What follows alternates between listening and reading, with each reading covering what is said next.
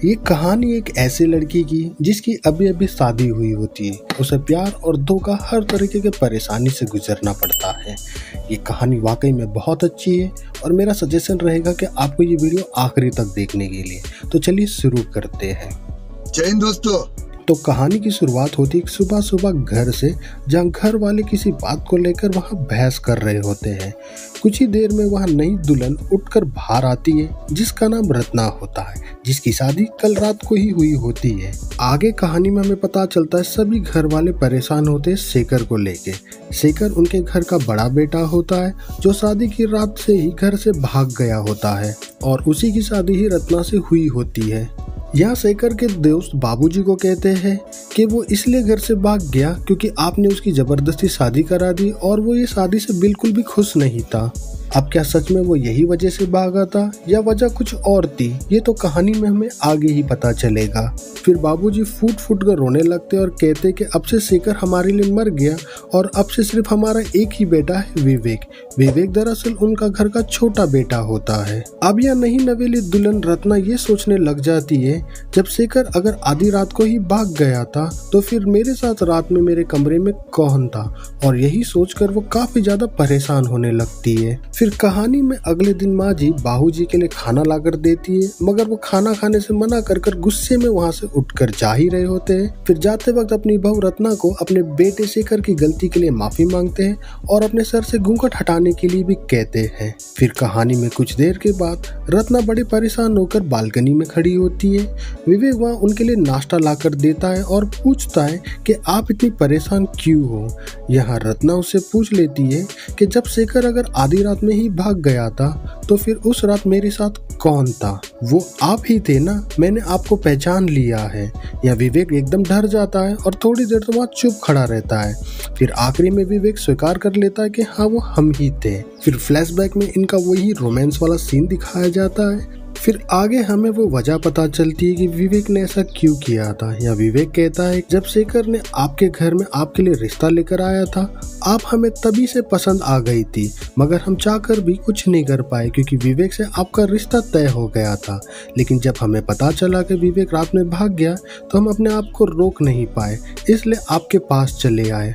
और आगे अपनी गलती के लिए विवेक उससे माफी भी मांगता है। आगे वो कहता है कि हम शेखर भैया को जल्दी ढूंढ लेंगे और उसे घर में वापस ले आएंगे, लेकिन जब तक वो नहीं आता तब तक हम आपका पूरा ख्याल रखेंगे। यहाँ उसकी कई गई बातें सुनकर रत्ना को काफी ज्यादा अच्छी लगती है और विवेक भी उसे काफी ज्यादा अच्छा लगने लगता है। अभी से कहानी में आगे क्या होगा, रत्ना क्या करेगी, ये तो कहानी में हमें आगे ही पता चलेगा। फिर कुछ दिनों के बाद विवेक फिर से रत्ना से मिलता है और अपनी दिल की बात कह देता है। कहता है कि आप मुझे बहुत अच्छी लगती हो और हमें आपसे प्यार होने लगा है। यहाँ रत्ना को भी वो काफी ज्यादा पसंद आता है, इसलिए रत्ना उसे कहती है कि आज के बाद पहले तो आप मुझे भाभी नहीं कहोगे और साथ ही शेखर को ढूंढने की कोशिश भी बंद कर दो, क्योंकि हम नहीं चाहते कि वो हमारी जिंदगी में वापस आए। फिर यहाँ इन दोनों एक दूसरे को पसंद करने लगते हैं और साथ ही वह तगड़ा सा रोमांस भी हो जाता है, जो सीरीज का सबसे बेस्ट सीन में से एक है। फिर कहानी कुछ दिनों तक यूं ही बीतने लगती है। एक दिन सुबह सब बैठकर नाश्ता कर रहे होते हैं और बाबूजी फिर से रत्ना से अपने बेटे शेखर की गलती के लिए माफी मांगता है और साथ ही घर वालों के साथ बैठकर उसे नाश्ता करने के लिए कहता है।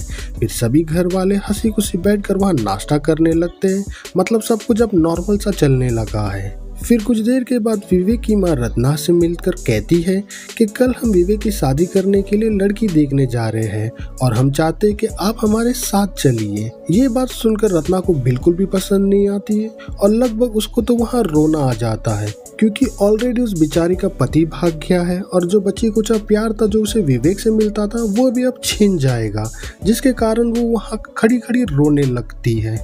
अब आगे वो क्या करेगी, कैसे निपटेगी इन लोगों से सबसे, ये तो कहानी में हमें आगे ही पता चलेगा। फिर एक दिन विवेक उससे मिलता है छत पर और यहाँ रत्ना गुस्से में कहती है तो आपने अब शादी करने का फैसला कर लिया है। या विवेक हंसते हुए उसे कहता है कि लड़की देखने जा रहे हैं, शादी की बातें जब चलेगी तो रिश्ते के लिए मना कर दूंगा, तुम जानती हो ना मैं अपने माँ बाप को मना नहीं कर सकता। और उसके साथ साथ विवेक उसे कहीं झूठे वादे करता है, जैसे जिंदगी भर साथ रहने के और जिंदगी भर उसे प्यार करने के। फिर आगे वहाँ दोनों रोमांस करने लगते हैं। फिर कहानी में अगले दिन विवेक की शादी करने के लिए लड़की देखने गए होते हैं। जब विवेक की माँ पूछती है विवेक को लड़की पसंद आई है नहीं, या विवेक थोड़ा शर्माता है, फिर उसका जवाब माँ को वो हाँ में देता है, जो बात फिर से रत्ना को बिल्कुल पसंद नहीं आती है और वहाँ बैठी बैठी वो गुस्से में विवेक को देख रही होती है। और यहाँ इनकी शादी तय हो जाती है विनीता के साथ, मतलब कि विवेक की शादी विनीता के साथ तय हो जाती है। फिर कहानी में अगले दिन सुबह विवेक अपनी भाभी रत्ना से छत पे मिलता है, जहाँ रत्ना उसे गुस्से में पूछती है कि तुमने शादी के लिए हाँ क्यों कहा, क्या तुम्हें दो दो बीवी चाहिए?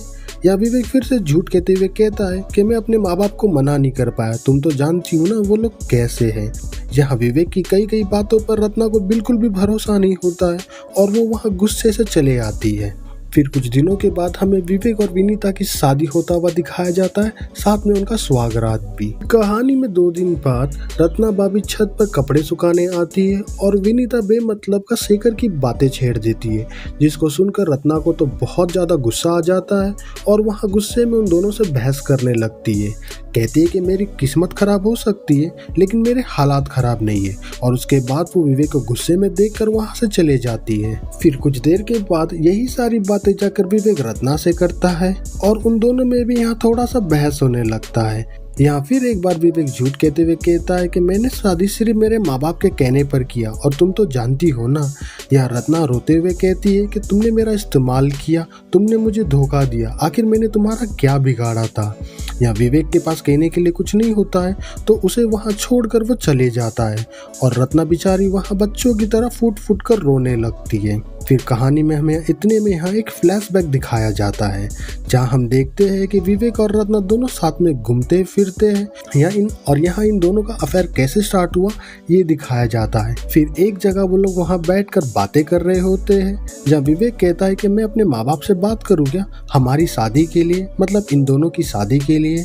यहाँ रत्ना उसे मना करते हुए कह दिए कि ऑलरेडी शेखर के जाने के बाद उन्हें इतना बड़ा धक्का लगा है और हमारी ये बातें सुनकर उन्हें और भी ज्यादा बुरा लगेगा। या रत्ना के कहने पर विवेक मान जाता है और शादी की बातें कभी नहीं छेड़ता अपने माँ बाप से। यहाँ फ्लैशबैक कट होता है और यही बातों को सोचकर रत्ना वहाँ रो रही होती है और अपने आप से बातें करते हुए कहती है क्या मुझे सच में विवेक से शादी कर लेना चाहिए था, क्या ऐसा करना सही होता।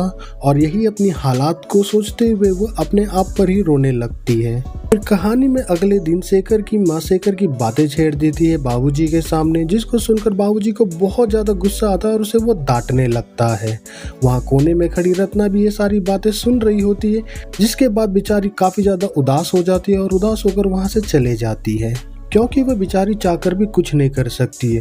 पहले उसके पति शेखर ने उसे धोखा दिया और उसके बाद विवेक ने भी उसका इस्तेमाल कर उसे छोड़ दिया, जिस कारण वो बेचारी काफी ज्यादा उदास रहने लगती है। फिर कहानी में आगे विनीता किचन में काम कर रही होती है। वहाँ विनीता आती है और शेखर की बातें फिर से छेड़ देती है, जिसके बाद इन दोनों में फिर से वहाँ थोड़ा बहस होने लगता है, जहाँ रत्ना गुस्से में विनीता को कहती है कि पुराने जख्मों को खरोदना बंद कर दो, और उसके बाद वो कहकर वहाँ से चले जाती है।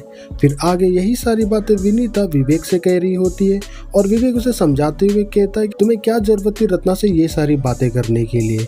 यहाँ विनीता कहती है कि मुझे पता नहीं वो इतनी नाराज क्यों है मुझसे, मुझे ऐसा लगता है कि मैंने शायद उनकी कोई प्यारी चीज छीन ली है उनसे। या विनीता का गैस परफेक्ट होता है, जिसे सुनकर विवेक की तो बोलती बंद हो जाती है और उसी के साथ यहाँ पार्ट 1 की कहानी जाकर खत्म हो जाती है। अब कहानी में आगे क्या होगा, विनीता क्या करेगी, रत्ना भी क्या करेगी, यही सारे सवाल के जवाब जानने के लिए तो आपको पार्ट 2 देखना पड़ेगा। Thank you for watching this video, take care, till then bye guys.